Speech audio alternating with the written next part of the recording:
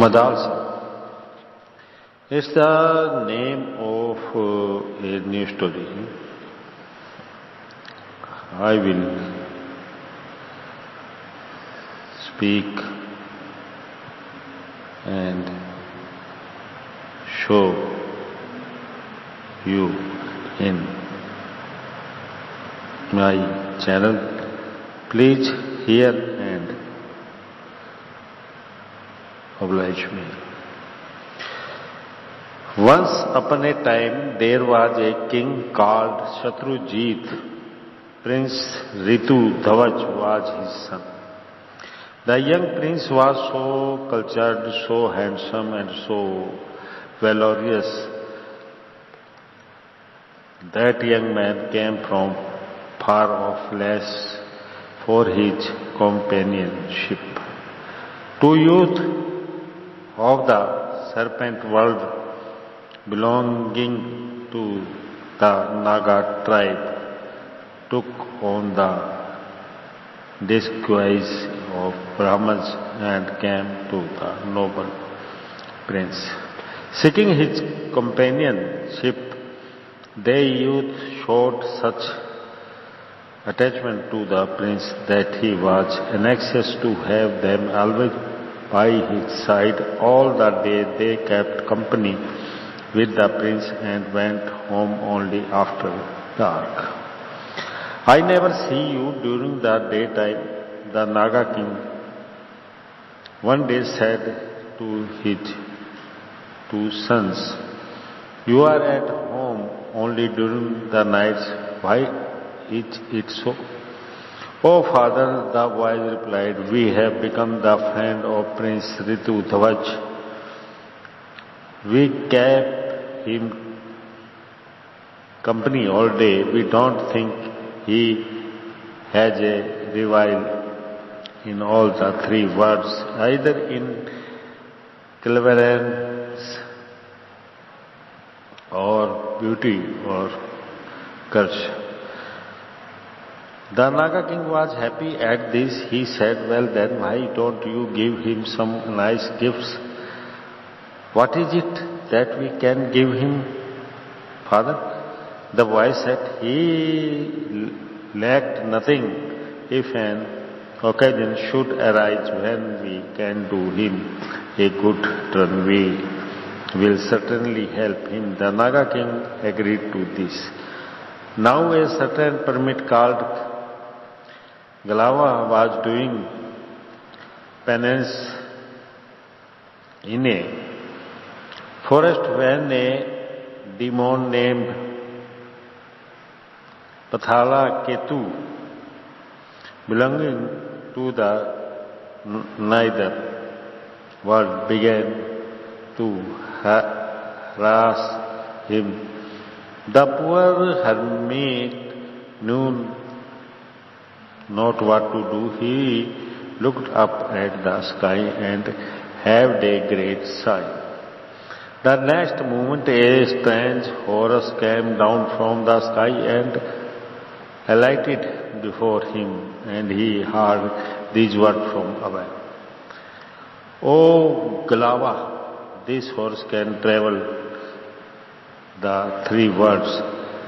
It is a three worlds house.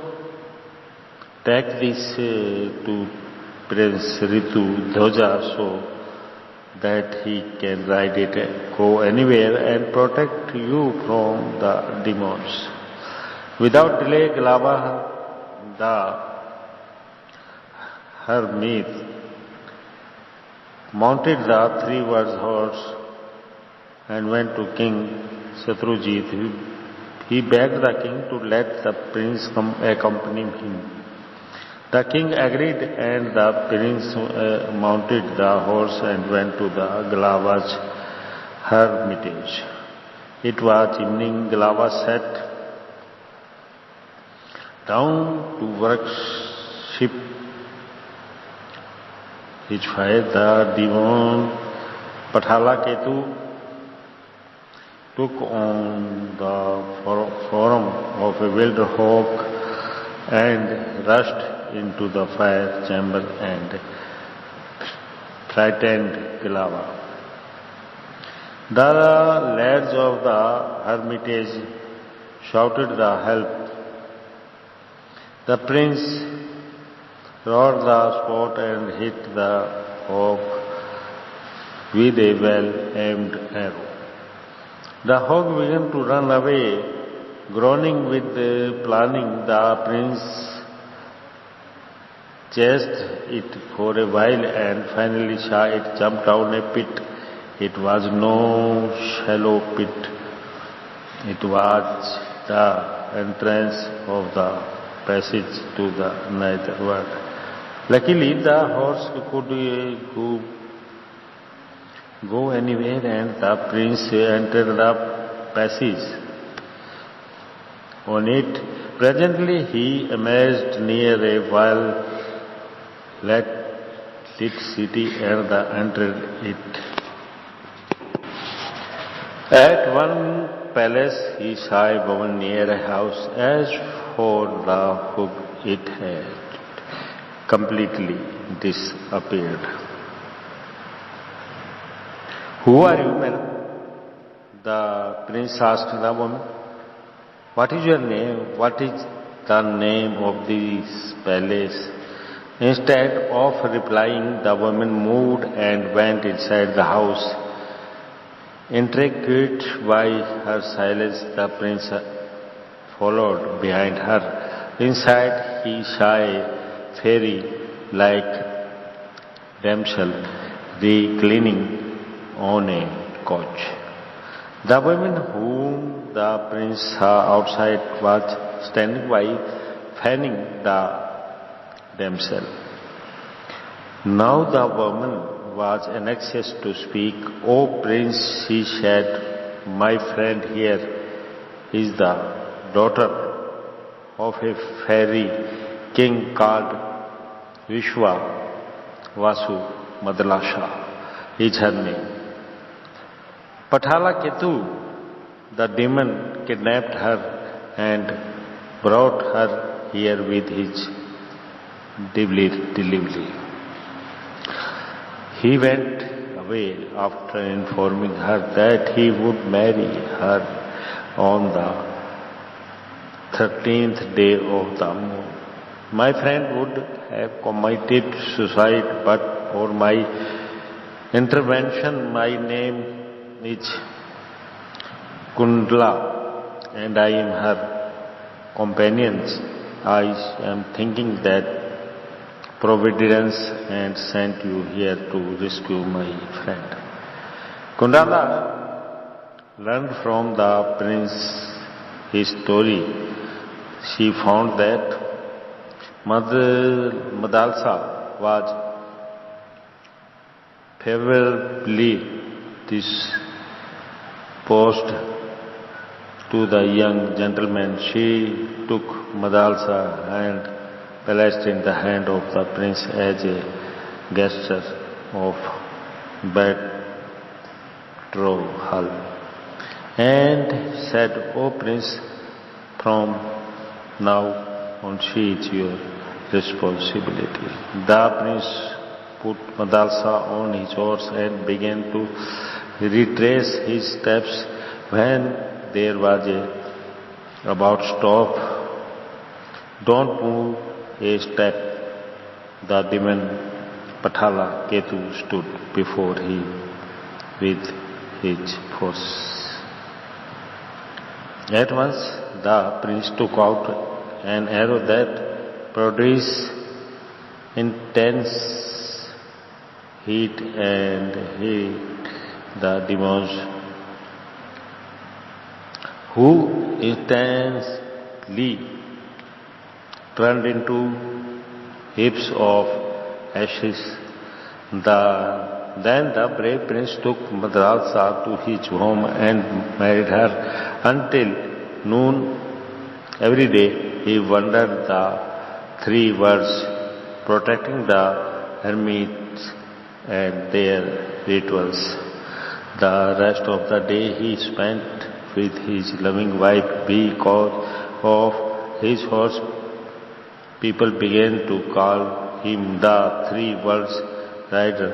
Pathala Ketu, who died at the hands of the prince and a younger brother called Thalaketu. He bore a grudge against the prince because the prince had killed his brother and married the girl he had intended to marry. He devised a plan to avenge himself on the picture. He disguised himself as a hermit, built a hermitage on the bank on the Jamuna and pretended to do penance. One day the prince came to that stop, saluted the false hermit and asked him, "Holy man, are you free from the troubles?" "Some demons, my son," the other replied.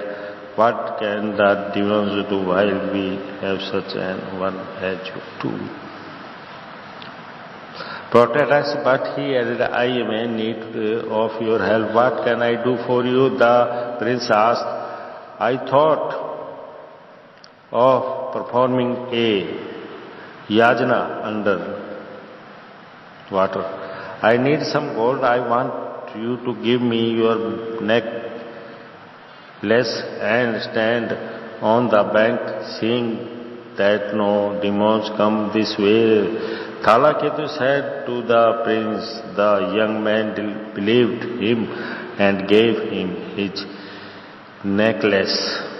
While he stood on the bank with his bow and arrow in readiness, the cunning demon swam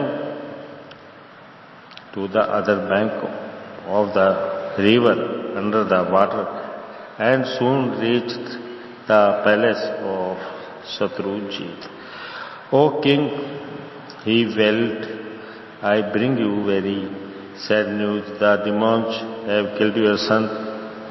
At the last moment, the boy handed me his necklace. "We ascetics have no use with gold, so I came all the way to tell you the sad news and give you this necklace." Having said this, the demon departed. As soon as the heard of her husband's death, Madalsa fell down in a swoon in which she died. This only added to the sorrow of the king and queen, who were already filled with grief. In the meantime, the demon Thalaketu swam across the river under the water again, come out of it, and said to the prince, "Thanks to you, young man, I finished my yajna. You can go now." The prince rode back to his palace. The entire city apart reached to him to be devoid of life. He noticed that the several persons were staring at him weirdly. He reached the palace without comprehending anything. His father and mother embraced him, crying, "Are you alive, son?" But they did not cease to shed tears. "What are you weeping for?" the prince asked them. They told him how when Madalsa got the news of his death, she had died too shocked. The grief of the prince was immense. He blamed himself for remaining alive after hearing the news of his wife's death. He would have killed himself but for the consideration that suicide was sinful. "I shall never marry another woman in my life," he swore. Among the many friends of the prince there was none who did not share his sorrow, the Naga youth approached their father saying, "O father, now is the time for us to go the help of the prince if we can in his present condition. Nothing can please him as much as regaining Madalsa." They told him all that had happened. The Naga king thought for a while. "I shall try," he said, "whatever lies in my power." At one time the Naga king had worshipped Saraswati, the goddess of learning, and pleased her. She had bestowed upon him the gift of music. Now he went to Mount Kailash and sang before Lord Shiva. Lord Shiva was so pleased with the singing that he said, "My son, you made me so happy with your music. What can I do for you in return?" "Lord," said the Naga king, "I want you to bring Madalsa back into life, but she is already creamed." Lord Shiva said, "How can she come back into life?" "Create her again." "Lord," said the Naga king, "I am very eager to make the prince my son-in-law." "So be it," said Lord Shiva. "Go home and worship your ancestors. Offer them the usual morsels of gold. Then eat the middle one of the morsels, and Madalsa will be reborn out of your head." The Naga king did as he was told. The Madalsa come out of his head alive once again. He hid her in his palace. Then he called his son and said to them, "Son, you have never once brought your prince here and given his hospitality. How now that he emerged in grief, it is your duty to entrench him, to make him forget his sorrow." The Naga boys at one went to the princes and said, "O prince, you have never been our guest. Our father keeps asking for you. Would not you come with us?" The prince agreed to be their guest for a while. The three of them came to the banks of the Gomti and got into the waters. The moment the Naga boys were under water, their bodies changed to those of serpents. The prince saw gems shining on their heads. What a surprise!" the prince exclaimed. "You are not Brahmins, but Nagas. Why did you keep in secret from me?" "O prince," the boy said, "we afraid that you would refuse to be friends with us. You know that we are Nagas. You must pardon our deceit." "What do I care if you are Nagas?" the prince replied. "However, you are dear to me." The Naga kings gave to the prince to really colorful reception. There was no end to the feasts and entertainments which he got up. In honor of his guest, he offered a seat to the prince by his side on his demand their throne, and said, "My dear young man, my songs talk about you all the time. I thought that I should have such a charming young man for my son-in-law. I heard that your wife had died an untimely death, You are still young and should marry again. Accept my daughters as a gift from me.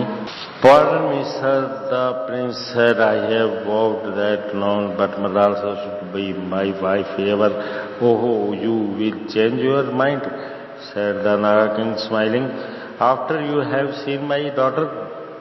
Then he ordered the maids to bring Madalsa. What was the joy of the couple when they saw one another again? The Naga king told the prince exactly that had happened and said, well, son, so was your wife first, but now she is my daughter too. Permit me to marry you again. The marriage of Madalsa took place amidst great splendor and rejoicing. The Naga king heaped gold and diamonds upon the couple when they took leave of him and returned back to their country. Okay, friend, how is this story? And if you liked it, then please, if you want, subscribe my channel. And I will come after some time with a new story. Wait.